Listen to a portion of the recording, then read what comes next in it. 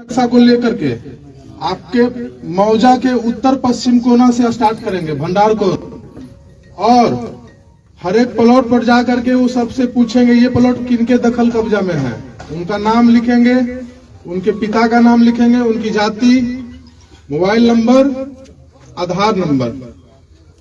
हो सकता है उसमें से कुछ लोग आपत्ति भी करवाएंगे कि सर इस प्लॉट का रसीद मेरे नाम से कट रहा है, इसका दस्तावेज मेरे नाम से है, इसका खतियान मेरे नाम से है, लेकिन दखल मेरा नहीं है। तो हम लोग उस आदमी का, उस व्यक्ति का हम लोग आपत्ति भी नोट करेंगे। ऐसे करते करते हम लोग हर एक प्लॉट का हम लोग दखल पंजीयक बना लेंगे, एक रजिस्टर बन जाएगा हम लोगों के पास, जिसमें हर एक प्लॉट का हम लोग का दखलकर्ता का नाम हम लोग को मालूम रहेगा। साथ में उसके साथ साथ एक प्रक्रिया और चलेगा कागज का, प्रपत्र 2 और 3 एक आप लोगों से हम लोग स्वघोषणा भरवा करके लेंगे। ये फॉर्मेट इसका है, प्रपत्र 2 और इसके पीछे में आपका प्रपत्र 3 एक वंशावली। एक चीज समझ लीजिए, हर एक रैयत को अपना वंशावली खुद ही बना करके देना है। कैसे बनाएंगे उसका प्रोसेस हम समझा देते हैं। सबसे पहले प्रपत्र 2 को समझिए, इसमें टोटल 11 कॉलम है।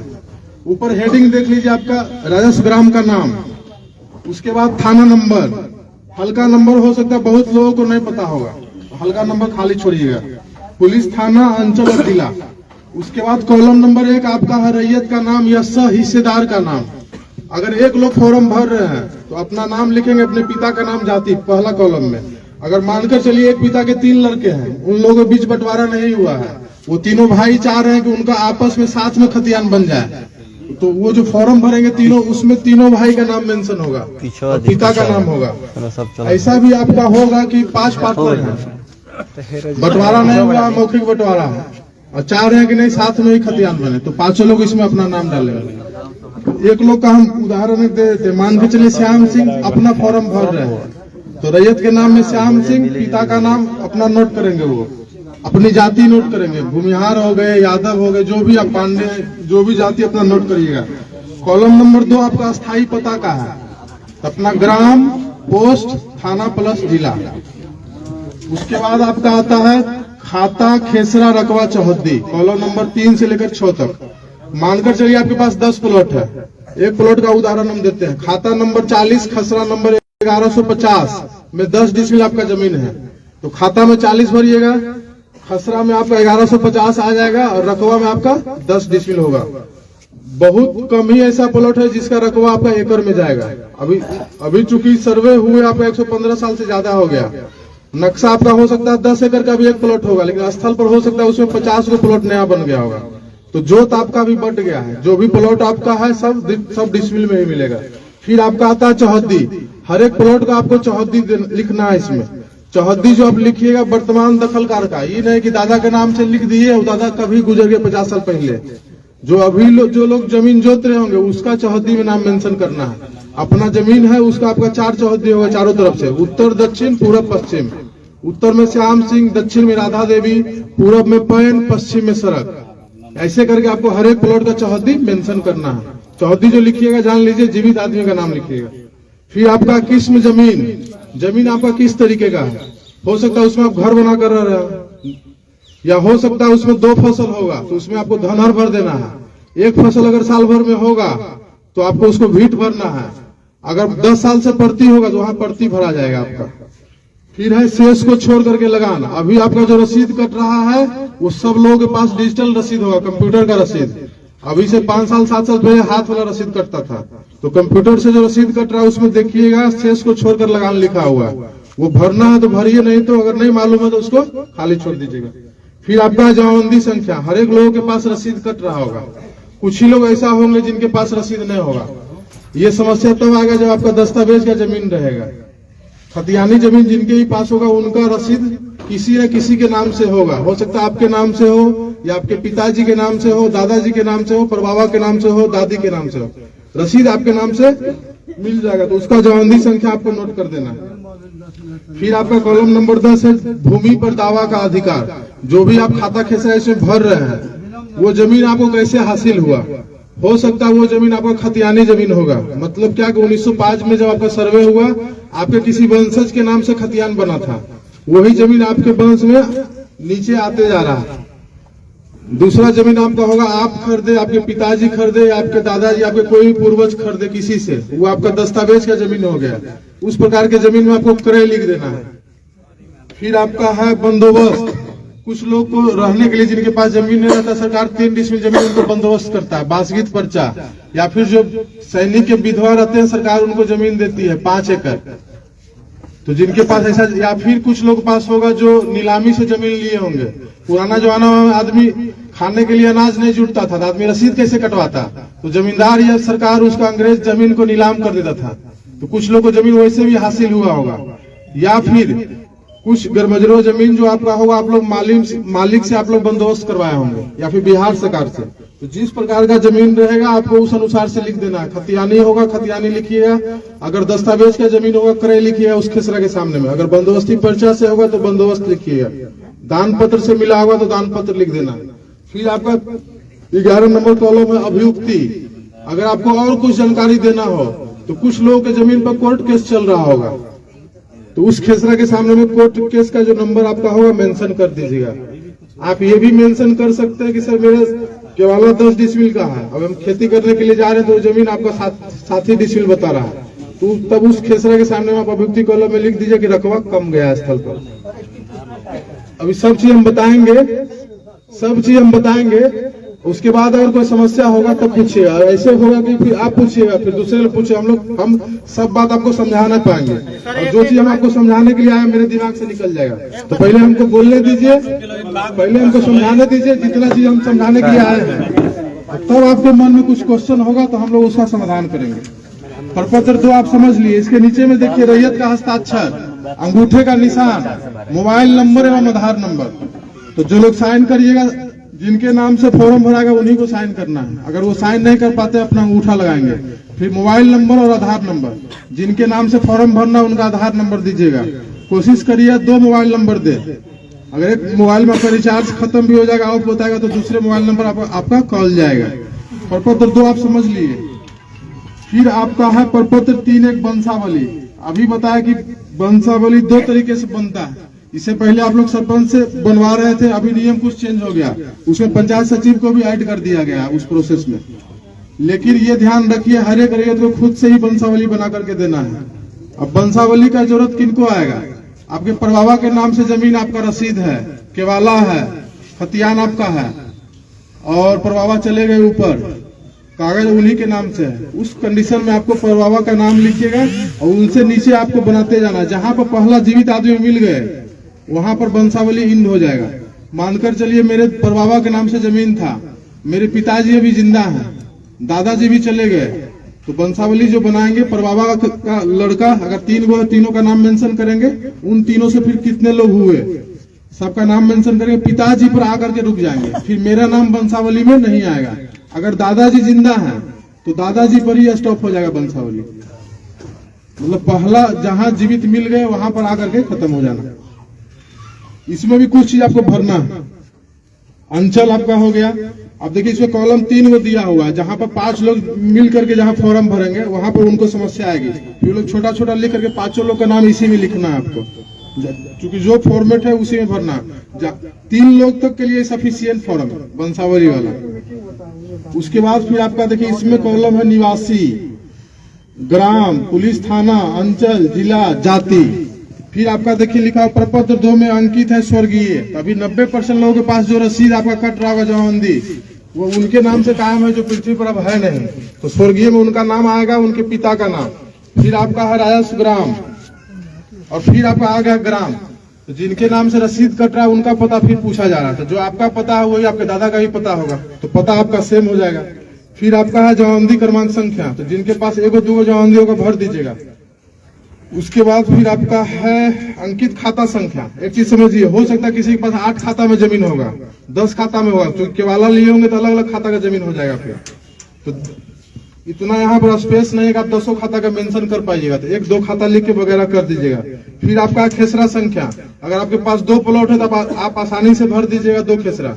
जिसके पास 30 गो प्लॉट होगा तो उसको 1-2 प्लॉट को लिख करके वगैरह कर देना है। फिर आपका आया रकबा।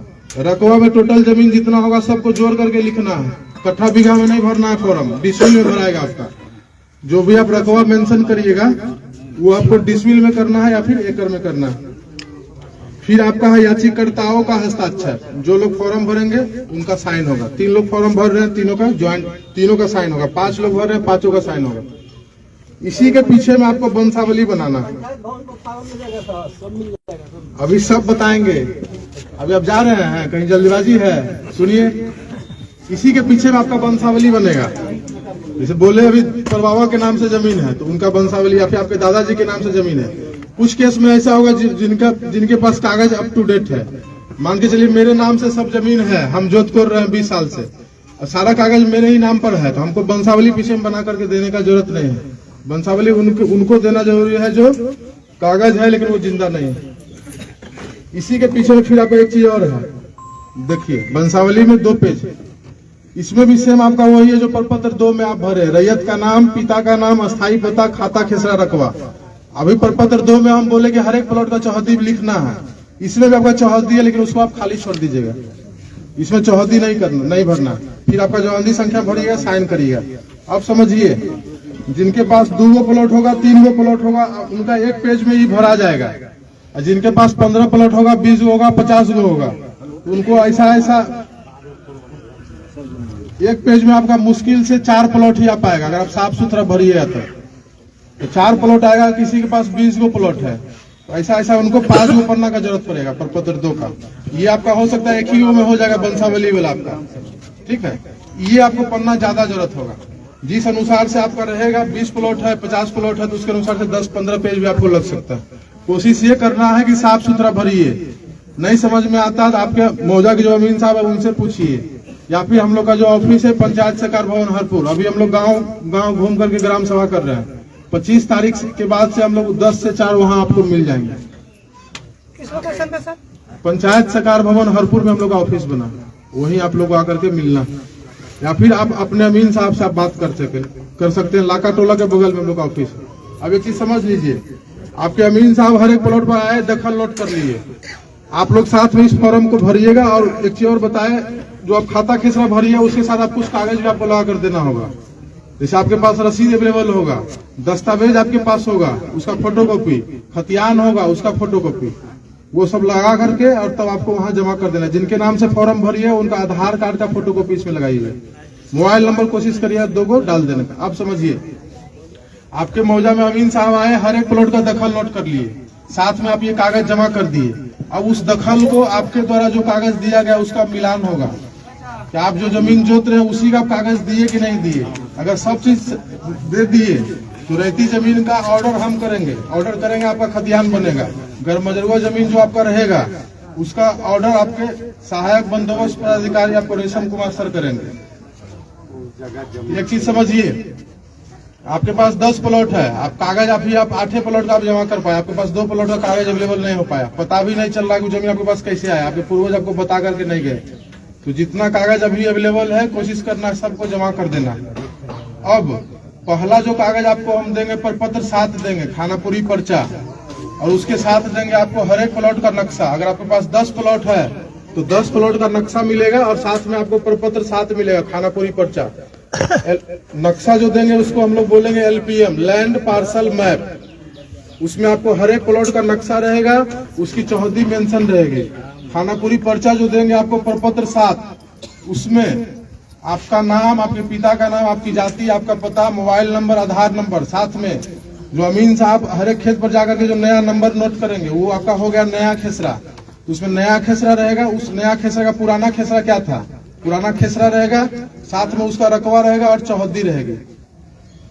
उसमें हो सकता है कुछ आपको त्रुटि समझ में आएगा, जो कागज देंगे आपको उसमें कुछ सामान्य तरह का त्रुटि मिलेगा। जैसे आपको हो सकता है आपके नाम में गलत हो जाए, आपका पिता के नाम में गलत हो जाए, कुछ जाति में हो सकता है भूमिहार है आपका यादव हो गया, यादव है तो आपका पांडे जी उसमें आपका दिख जाएगा, या हो सकता है आपका चौहद्दी गलत होगा, मोबाइल नंबर या आधार नंबर, ये सब सामान्य त्रुटि है, ये आपका आसानी से सुधर जाएगा। आपको समस्या कब आएगी, जो आपका 7 प्लॉट है आपको हम जो है 5 प्लॉट का कागज दिए, 10 प्लॉट है आपको 8 प्लॉट का ही कागज दिए, 2 प्लॉट का कागज आपको हम नहीं दिए प्रपत्र 7, तब आप हमसे क्वेश्चन करिए सर मेरा 2 प्लॉट का क्या हुआ। उस 2 प्लॉट का क्या हो सकता है वो हम बताते हैं। या तो जिस खाता का जमीन रहेगा अगर उसके वंशज जिंदा रहेंगे तो वो जमीन का खतियान उनके नाम पर बन करके चला जाएगा, या फिर वो जमीन आपका अनाबाद बिहार सरकार के नाम से खतियान बन करके अंचलाधिकारी गोरैया कोठी के पास चला जाएगा। अब वो कब होगा? जब आप कागज हर एक प्लॉट का आप दे नहीं पाते हैं। हम लोग बोले कि 2 नंबर इसमें डालिएगा, जब आपका जब कागज का मिलान होगा तो आपको फोन जाएगा। अब उस टाइम में भी आप नहीं आइएगा, तो जितना कागज आपका अवेलेबल रहेगा, जितना कागज आपका सही रहेगा, उतना का आपका ऑर्डर हो जाएगा, उतना खतियान आपको मिलना है प्रपत्र साथ। अब एगो तो बोल दिया आपका जमीन हो सकता है बिहार से कर हो जाए कागज के अभाव में, या हो सकता है दूसरे के नाम पर चला जाए। एक चीज और समस्या आएगा कि आपका 10 डिसमिल का कागज आपका दस्तावेज है, आपको हो सकता है खानापुरी पर्चा जो देंगे हम 8.5 डिसमिल का देंगे, 8.6 का देंगे, 8.9 का देंगे, या 9 डिसमिल का दिए, तब आपको फिर आपत्ति करनी है प्रपत्र 8 में। टोटल 3 बार आपको मौका मिलेगा कि कागज में आपका जो खतियान में जो समस्या है उसको आप सुधार पाइएगा। 3 बार आपको 7 देंगे, उसमें कोई समस्या आपको समझ में आएगा, 8 में आपत्ति करिएगा, तब भी आपसे हम कागज ही खोजेंगे।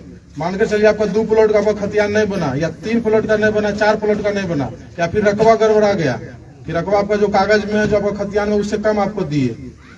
ये भी हो सकता है कि कुछ लोग का रकबा बढ़ करके आएगा। अब समझिए कि रकबा गड़बड़ा कैसे रहा, और जो रकबा आपको जो देंगे हम अभी तो आपको हम ये नहीं बताएगा आप अमीन साहब आपके प्लॉट पर जाएंगे तो आपका प्लॉट नापेंगे, ये तो हम नहीं बताए। ये हम बोलेंगे आपका नाम, आपके पिता का नाम, सब चीज नोट करेंगे, पता, मोबाइल नंबर, आधार नंबर। एक चीज समझिए, ये जो सर्वे आपका हो रहा है वो हवाई सर्वेक्षण आपका है। तो जब हवाई जहाज के द्वारा हर एक प्लॉट का फोटो लिया गया है, तो हमको नक्शा के साथ साथ हर एक प्लॉट का एरिया स्टेटमेंट भी दिया गया है, ये प्लॉट इतना डिसमिल का है। अभी आपका जो उद्घोषणा आपका जो हुआ है उसमें ये बोला गया कि हर एक रैयत को अपने कागज के अनुसार आरी मेर सही कर लीजिए।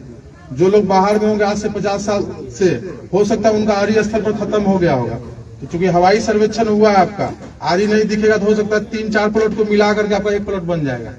या हो ये समस्या कहाँ आएगा? जहाँ पर आपका जंगल झाड़ है, या फिर जहाँ पर आप मतलब पेड़ पौधा लगा दिए, बागवानी कर लिए, वहाँ हो सकता है आपका एक प्लॉट बन करके आ जाएगा। तो जब अमीन साहब आएंगे हर एक प्लॉट पर, वहाँ अपने खुद से उपस्थित रह करके अपना दखल नोट करवाना है। अगर आपका नक्शा नहीं सही बना हुआ होगा तो अपना नक्शा भी वहाँ पर आप सही बनवाइएगा।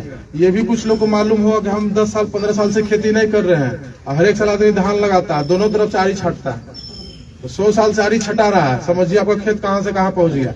ऐसे भी आप अमीन साहब को आप नापने के लिए लाते हैं तो कोई बताएंगे उत्तर निकल गया, कोई बताएंगे दक्षिण निकल गया। अगर आप खेत पर रहिएगा आपको मालूम चलेगा कि मेरा जमीन ये कागज के अनुसार से कम है, जो अमीन साहब जाएंगे वहां पर आप नक्शा भी सुधरवा सकते हैं उनसे।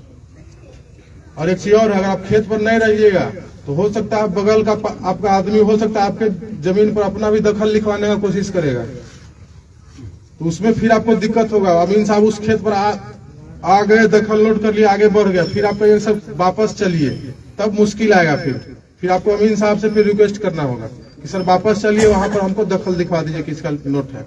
या फिर मान लीजिए आपको पता चल गया कि नहीं मेरा नाम, अब एक चीज समझिए, किसी का 5 पार्टनर है, हो सकता है उसमें 1-2 पार्टनर ज्यादा होशियार होगा जो चाहेगा कि, या फिर हो सकता है उसमें 2 पार्टनर बाहर रह रहे हो, उनके मन में आ सकता है कि वो बाहर में है, उनको पता नहीं है सर्वे के बारे में, उनका भी जमीन हम खुद ही चरवा ले, ये हो सकता है। तो आपको जागरूक रहना है, प्लॉट पर रहिए, या फिर आपका अलग दखल कब्जा है तो अपना फॉर्म आप भर करके जमा करिए। कोई समस्या है अमीन साहब से मिलिए, उनसे समाधान नहीं हो पाता हमसे मिलिए, हमसे नहीं होगा तो फिर सर से मिलिए। एक चीज समझिए, जितना अच्छा आप कागज जमा करिएगा, जितना प्लॉट का मैक्सिमम प्लॉट का कागज दीजिएगा, उतना अच्छा प्रपत्र 7, उतना अच्छा खतियान आपको बन करके मिलेगा। अब 3 बार आपको जो हम बोले 7 प्रपत्र 7 आपको दिए, 8 में आपत्ति करिएगा, 8 के बाद उसका सुनवाई होगा। हो सकता है 4 प्लॉट में आप आपत्ति किए, आपका 2 प्लॉट सुधर गया, 2 प्लॉट कागज के अभाव में आपका यथावत रह गया, तो फिर प्रपत्र 12 फिर हम लोग चिपकाएंगे, आपके मौजा में चिपकाएंगे, हम लोग ऑफिस में अपना चिपकाएंगे, पंचायत सरकार भवन हरपुर और साथ में अंचल में चिपकाएंगे, जहां आपको सुविधाजनक होगा वहां जाकर के देखिएगा। और जो हम लोग जो कर रहे हैं अभी, हम लोग बोले डिजिटल सर्वे है, प्रपत्र 7 जो आपको हम हाथ में देंगे वो इस पर भी अपलोड रहेगा, पूरा मौजा का नक्शा आपको इस पर अपलोड रहेगा। कोई भी प्लॉट पर टच करिएगा आपको दिख जाएगा कि वो प्लॉट किसके नाम से सर्वे हुआ है। आपको दूसरे आदमी के पास जा करके रिक्वेस्ट करने का, बाबू भैया करने का जरूरत नहीं। अगर आप फोन चलाना ऐसा जान रहे हैं, आपको किसी से कोई मतलब नहीं, फोन खोलिए, वेबसाइट बता देंगे, उस पर आपके मौजे का नक्शा आपको अवेलेबल रहेगा। कोई भी प्लॉट पर टच करिए आपको नाम दिख जाएगा, इसके नाम से सर्वे हुआ। आपको बोले कि हम प्रपत्र 7 दिए, तो प्रपत्र 7 मान के चलिए आपके पास 15 प्लॉट है, आपको 13 प्लॉट का हम प्रपत्र 7 दिए, आपको एक भी प्लॉट टच करिएगा आपको 13 प्लॉट का आपका कलर चेंज हो जाएगा। मतलब क्या कि आपके नाम से इस मौजा में 13 प्लॉट का सर्वे हुआ, आपके पास है 20 प्लॉट, 13 प्लॉट का कलर चेंज हो गया, या फिर 13 प्लॉट आपके हाथ में दिए, तो मान के चलिए आपके पास 7 प्लॉट का आपका खतियान नहीं हो रहा, तो आप प्रपत्र 8 में आपत्ति किए, उसमें मान कर चलिए 5 प्लॉट का आपका खतियान बन गया, 2 प्लॉट कागज के अभाव में आपका नहीं बना, यथावत वैसे ही रह गया, या तो बिहार सरकार या फिर किसी दूसरे आदमी के नाम पर बनेगा। दूसरे आदमी के नाम पर तब बनेगा जब उस खाता का वंशज जिंदा है, तो उन लोगों के नाम पर बनकर चल जाएगा। अगर हो सकता है आप जिस खाता का जमीन जोत रहे हैं उस खाता के वंशज नहीं मिलेंगे, उनका वंशावली हम लोग नहीं बना पाएंगे, उसी कंडीशन में आपका जमीन बिहार सरकार हो सकता है। तो आपत्ति करिएगा, उसमें आपका सुधार हो गया, प्रपत्र 12 चिपका दिए, उसमें भी अगर आपको कोई समस्या आएगा तो फिर प्रपत्र 14 में आपत्ति करिएगा। 14 में भी अगर आपका समाधान नहीं हुआ तो 2 बार आपको मौका हम लोग ऑफिस लेवल पर देंगे सुधार करवाने का कागज में, प्रपत्र 8 और प्रपत्र 14। उसके बाद भी हो सकता है कुछ लोग बाहर में रह रहे होंगे, या फिर जिनको सर्वे में इंटरेस्ट नहीं रहेगा कि हाँ ये सब तो ऐसे खेला हो रहा है, सरकार ऐसे ही परेशान करते रहता है, अगर बाद में भी वो जागेंगे तो प्रपत्र 21 में जाकर के बंदोबस्त कार्यालय सिवान में आपत्ति करेंगे। तो यहाँ तो आपका एक अंचल का हम लोग सर्वे कर रहे हैं, बंदोबस्त कार्यालय सिवान में आपका जो आपत्ति गिरेगा पूरा जिला का गिरेगा। तो ये चीज समझ लीजिए, यहाँ पर कम गिरे, यहाँ पर काम आसानी से होगा। बंदोबस्त कार्यालय सिवान जो आपको जाना होगा तो आपको तकलीफ महसूस होगा। तो कोशिश ये करना है कि अगर कोई भी, पहला चीज तो कि अपना सब कागज दे दीजिए, आपका सब खतियान सही से मिल जाएगा। हो सकता है उसमें रकबा की समस्या होगा, आपत्ति करिएगा, ऑर्डर करेंगे, अमीन साहब जाएंगे, और चूंकि जमीन आपका स्थल पर ही है, अगर आपका घट रहा है तो आपके बगल वाला का जमीन बढ़ेगा, अमीन साहब आएंगे, चेक करेंगे, नाप करके आपका जमीन का नक्शा सुधार देंगे, आपका खतियान सही बन जाएगा। 3 बार में भी अगर कुछ लोग नहीं सुधार पाएंगे तब फिर आगे कोर्ट का रास्ता देखेंगे, यहाँ से लेकर के आपका पटना और दिल्ली तक भी हो जाएंगे। एक चीज समझिए, जो बोले 25 जिला में आपका रिविजनल स्टार्ट हुआ था, जिनका जमीन कैडेस्ट्रल सर्वे आपका जो 1905 वाला था उसमें 12 डिसमिल था, रिविजनल में उसका 10 डिसमिल का खतियान बन गया, उसका आज तक 10 से पुनः वापस 12 नहीं हो पाया, क्योंकि वो प्रोसेस बहुत लेंदी है। सर्वे में आपका आसानी से हो जाएगा, कोर्ट वाला प्रोसेस आपका कठिन है, 3 पुश्त 4 पुश्त आदमी केस लड़ता है, जिसका जमीन बिहार सरकार हो गया वापस उनके नाम पर अभी तक खतियान बन नहीं पाया। तो कोशिश ये करना है कि सब लोग अच्छे से कागज जमा करिए, आपका खतियान हम लोग बनाएंगे। अभी हम लोग अपना पेट्रोल खर्चा करके आपके गांव में दिखेंगे, जब प्रपत्र 7 जब आपको हम दे देंगे उसके बाद फिर आपको अगर कोई समस्या नजर में आएगा तो खुद हमको आकर के हम लोग के ऑफिस में आकर के जमा करना होगा। ये फॉर्मेट है, ये फॉर्मेट आप लोग अमीन साहब से ले लीजिएगा, उनके फोन नंबर पर उनको मैसेज करिए, आपको पीडीएफ दे देंगे, या फिर आज के बाद से आपको साइबर कैफे में भी ये फोटोकॉपी ये आपको मिलने लगेगा फॉर्म, फोटोकॉपी के दुकान में, या फिर पंचायत सरकार भवन ऑफिस, हम लोग का जो ऑफिस है वहाँ आइएगा, ये आपको मिल जाएगा। ये कोशिश करना है अच्छे से कागज दीजिए ताकि आपका जमीन का कागज आपको हम लोग दे पाए। अब कुछ लोग पास हो सकता है समस्या हो कि सर मेरे पास दस्तावेज है, रसीद नहीं कट रहा है, या फिर रसीद कट रहा है उसमें खाता खेसरा 0 है, या हो सकता है कि सर मेरे पास रसीदें नहीं है, या फिर हो सकता है कि सर मेरे पास 10 प्लॉट है, 2 प्लॉट का हमको कुछ पता नहीं चल रहा कैसे हम जोत रहे हैं, ना हमको गार्जियन बताया ना हम कोशिश कर रहे हैं तो हमको मिल नहीं पा रहा। 2 ही कंडीशन आपका होगा, आपके पास दूसरे खाता का जमीन होगा, आपके पास कागज नहीं है। हो सकता है आपका वो जमीन मौखिक बदलान होगा किसी से कि मेरे पास ये जमीन है, तुम्हारा वहां पर है, हमको नजदीक यहाँ पर अपना वाला जमीन दे दो, अब मेरा वाला तुम जोत लो। तो आप अगर सौभाग्यशाली होंगे तो आपको गार्जियन बता करके जाएंगे कि फलानमा से तुम्हारा बदलान है, इस आदमी से तुम्हारा बदलान है। अगर आप सर्वे में कागज नहीं दीजिएगा, अगर मेरे पास आइएगा हम लोग आपका सहायता करेंगे, बता भी देंगे कि आपका जमीन जो है, आप इस आदमी का आप जमीन आप जोत रहे हैं, आप उनसे जाकर के पता कर लीजिए आपका जमीन कहीं बदलान तो नहीं। अगर मौखिक बदलान रहेगा तो आप अपना वापस जमीन पर चल जाइए, आपका खतियान आपके नाम से बन जाएगा। अब एक और बदलान आपका होता है रजिस्ट्री वाला के, हम तुमको लिख देते हैं, तुम हमको लिख दे, उसमें तो फिर कोई समस्या नहीं। तो जहाँ कागज नहीं रहेगा वहाँ कोशिश करना है कि आकर के हम लोगों से हेल्प लीजिए। पहला काम अभी आप लोग का ये है कि अभी आपके पास जितना कागज अवेलेबल है उसको आप भरिए और जमा कर दीजिए, और बाद में फिर आपके पास जो कागज नहीं रहेगा वो आप उसको ढूंढिए, नहीं मिलता फिर हम लोग से संपर्क करिए। जहां तक हम लोग का होगा हम लोग आपका हेल्प करेंगे। किन्हीं के पास हो सकता है उनको जमानती का पता ही नहीं होगा, तो हम लोग कोशिश करेंगे, हम लोग के पास भी कुछ कागज अवेलेबल है, हम लोग कोशिश करेंगे आपका हेल्प करने का। ये समझिए कि जितना अच्छा आप कागज जितना सब प्लॉट का दीजिए उतना अच्छा खतियान आपका बनेगा। अगर नहीं बन पाता कोई कारण से तो आपको 3 बार भी मौका मिला है, 3 बार में सुधरवा लीजिए। अगर नहीं सुधरिएगा तो आपके आने वाला पीढ़ी या फिर आप खुद ही उस जमीन को जब बेचने के लिए जाएंगे तो बिहार सरकार बताएगा बिकेगा नहीं जमीन, या फिर दूसरे आदमी के नाम पर बताएगा तब भी आपका जमीन नहीं बिकेगा। या फिर जमीन आपका रोड पर जमीन है 10 डिसमिल, आपको एलपीएम या फिर खतियान आपका 8 डिसमिल का बन गया, अभी रोड पर का एक डिसमिल का भी वैल्यू है। तो कोशिश ये करना है कि अगर कोई समस्या आपको समझ में आता है पर साथ में या आगे जाकर के उसको सुधरवाइए आपत्ति देकर। बाकी और जो कुछ जानकारी हमारे विशेष सर्वेक्षण सहायक बंदोबस्त पदाधिकारी सह पूरे हम लोग का ऑफिस का जो हेड है वो आपको समझाएंगे। पहले सर को सुनिए, उसके बाद कोई समस्या होगा सबको बताएंगे। मैं रेशम कुमार, शिविर प्रभारी सहायक बंदोबस्त पदाधिकारी गोरिया कोटी। आप तमाम सभी आमजनों का मैं तहे दिल से शुक्रिया करना चाहता हूं, धन्यवाद देना चाहता हूं कि आप लोग यहां पे आए और हम लोग उस पूरे सर्वे की टीम को अच्छे तरीके से शांतिपूर्ण तरीके से सुन रहे हैं। तो मैं इनके लिए पुनः एक बार फिर से आप लोगों को धन्यवाद देना चाहता हूं।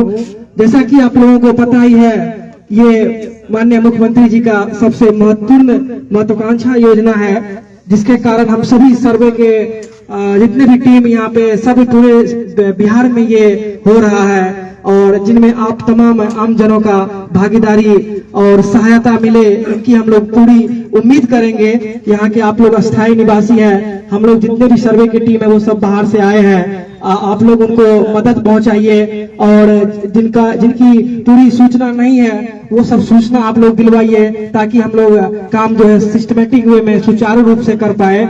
और मैं एक चीज और बताना चाहता हूं आप लोगों को, आपके अंचल कार्यालय के बगल में ही हरपुर पंचायत सरकार भवन को चिन्हित किया गया है ऑफिस कार्यालय के लिए, जो कि अगले सप्ताह से सुचारू रूप से वो चलेगा। अभी हम लोग सभी जगह सभी पंचायत में ग्राम सभा कर रहे हैं और जिसमें कि अभी तक हम लोग काफी ग्राम सभा कर चुके हैं और यहाँ के जनप्रतिनिधि से भी हमारा ये हमारे जितने भी सर्वे की टीम है उन सबका अनुरोध रहेगा कि आप लोग जिन जिन को पता नहीं चला है या जिनके कानों तक ये खबर नहीं गया है, आप लोग उनको खबर पहुंचाए जो यहाँ सर्वे का काम स्टार्ट होने वाला है और कुछ ही दिनों में यहाँ पे सारा चीज आप लोगों को मिलेगा।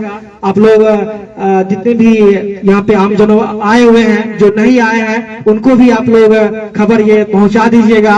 और हम लोग का जो शिविर कार्यालय हरपुर पंचायत सरकार भवन है वहां पे आप लोग आइएगा। जो भी समस्या आप लोगों का होगा, जो भी आप लोगों का कागजात से समस्या है या जो भी जानकारी लेना चाहते हैं, आप लोग वहां आइएगा और अपने अपने संबंधित अमीन का आप लोग नंबर रखिएगा। चाहे आप लोग आपके जनप्रतिनिधि के पास हर अमीन का नंबर रहेगा, हर मौजे के अमीन का नंबर रहेगा, उनसे आप संपर्क करके आप लोग क्या नाम है उनसे जानकारी ले सकते हैं और जो भी जहां तक मदद होगा हम लोग उसमें पूरा करेंगे। और आप लोगों का जो हम लोगों को सहायता मिलेगा इसकी हम लोग पूरी उम्मीद करेंगे। जो आप लोग जहां हम लोग बाहर से आए हुए हैं तो हम लोग को क्या नाम है पूरी सहायता का हम लोग उम्मीद करेंगे। और मैं एक चीज और बता देना चाहता हूँ, इस चीज का उद्देश्य क्या है, ये जो सर्वे का काम हो रहा है इनका क्या उद्देश्य है, मैं एक चीज इसका छोटा सा एक झलक देना चाहता हूँ।